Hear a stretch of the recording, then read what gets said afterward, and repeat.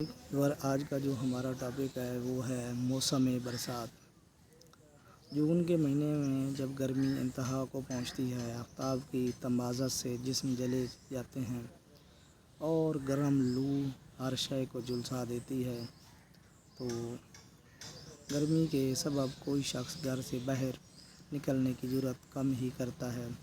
گلی کوچوں میں ہوا کا عالم ہوتا ہے، ندی نالوں میں پانی بھی کم ہو جاتا ہے، دریا خشک ہو جاتے ہیں۔ ایسے میں رحمت حق تعالیٰ اپنے بندوں اور چرندوں پر ترس کھا کر برحمت کی شکل اختیار کر لیتی ہے۔ اچانک ہم دیکھتے ہیں کہ سیاہ گھٹائیں جھومتی ہوئی آ رہی ہیں۔ آفتاب نے اپنا منہ چھپا لیا ہے، ہوا میں ٹھنڈک پیدا ہو گئی ہے، جان میں جان آنے لگی ہے۔ گھٹائیں دیکھ کر لوگوں کی خوشیوں کی انتہا نہیں رہی۔ ایک دم بارش شروع ہو جاتی ہے، بچے گھروں سے نکل آتے ہیں، اسکول میں چھٹی کا گھنٹہ بج گیا۔ لڑکے بھی اسکول سے باہر نکل کر شور مچا رہے ہیں۔ منٹوں میں جل تھل ہو گیا، گلیوں کوچوں میں پانی کھڑا ہو گیا، بچے پانی میں دوڑے ہیں اور ایک دوسرے پر چھینٹے اڑا رہے ہیں۔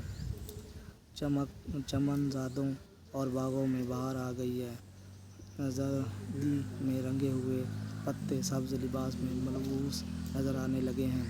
3-4 گھنٹے موسلادھار بارش کے بعد اب بادل چھٹنے شروع ہو گئے ہیں۔ بارش تھمتی جا رہی ہے، تھوڑی دیر بعد بادل اور اونچے ہو گئے ہیں اور مطلع صاف ہو گیا ہے، موسم خوشگوار ہو گیا ہے۔ قوس قزح نے آسمان پر جھولا ڈال دیا ہے، فضا کھل کر صاف ہو گئی ہے، ہر طرف زندگی خوشگوار ہو گئی ہے۔ چشمے بہنے لگ گئے ہیں، پرندے خوشی سے چہچہانے لگے ہیں، کلیاں ہنسنے لگی ہیں اور سبزہ ہی سبزہ نظر آنے لگا ہے۔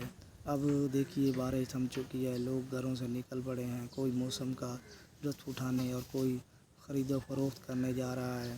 کئی من چلے اکٹھے ہو کر آم خریدنے جا رہے ہیں۔ آج کل بازار میں کوئی خریدتا نہیں تھا، مگر آج ریہڑی اور چھابڑی والے ہاتھ نہیں لگانے دیتے۔ ایک دم دام دگنے ہو گئے ہیں، کئی ٹولیاں بنا کر سیدھے باغوں میں نکل گئے، باغ میں خوب نکھرے نظر آتے ہیں، ہر طرف سبزہ ہی سبزہ نظر آنے لگا ہے، پرندے خوشیوں کے ترانے اپ رہے ہیں، کوئل کا نغمہ جاں فضاں دل کو لبھا رہا ہے۔ موسم حسین ہو گیا ہے، پھول ہے چمن عجیب بہار دکھا رہے ہیں۔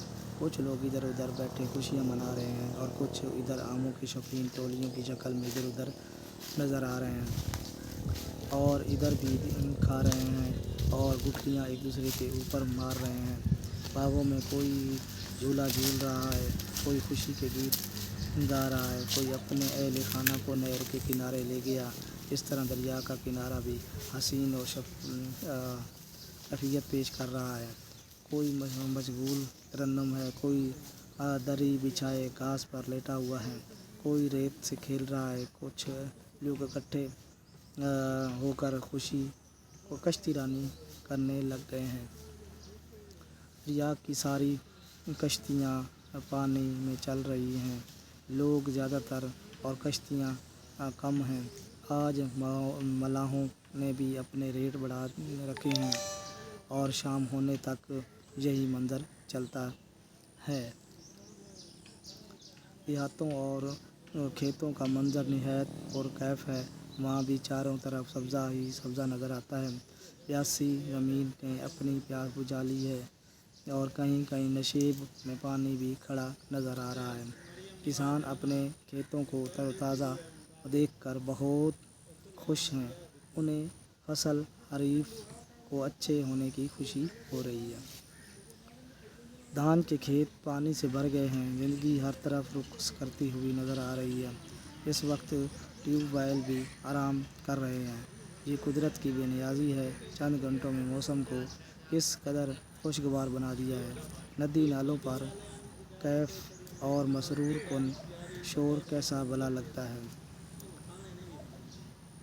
برکھارت کے یہ حسین نظارے شاعروں کو ان کے گن گانے پر مجبور کر دیتے ہیں۔ بہت سے شعراء نے برسات کے مناظر اپنی شاعری میں پیش کیے ہیں، مگر نظیر اکبر الہ آبادی نے بھی اپنی خوبصورتی سے اپنی نظم برسات کی بہاریں میں بہت مناظر پیش کیے ہیں جن کی مثال نہیں ملتی۔ آج تک اتنا ہی، نیکسٹ ویڈیو میں